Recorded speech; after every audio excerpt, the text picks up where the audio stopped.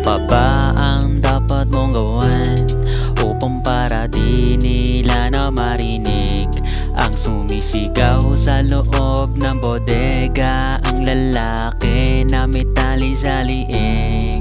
Ano pa ba ang dapat mong gawin upang para di nila na marinig ang sumisigaw sa loob ng bodega? Ang lalaki na may tali sa liig. May hawak na patalim, tinutukan ng baril habang siya nakapiring. Di ako makatingin at nakaposas ang kamay, hindi niya maigalaw. Tapos ang kanyang bibig may subo na itim na pan. Ano pa ba ang dapat mong gawin upang para di nila na marinig ang sumisigaw sa loob ng bodega?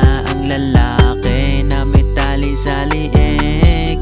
Ano pa ba ang dapat mong gawin upang para di nila na marinig ang sumisigaw sa loob ng bodega? Ang lalaki na may tali sa liig. Madilim aking paligid, di ko makita lahat kung ano ang nangyayari dito sa aking harap.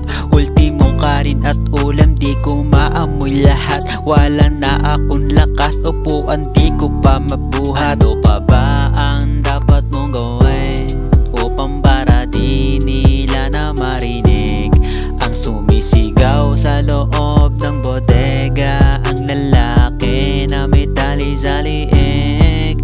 Ano pa ba ang dapat mong gawin upang para di nila na marinig ang sumisigaw sa loob ng bodega? Ang lalaki na may tali sa liig.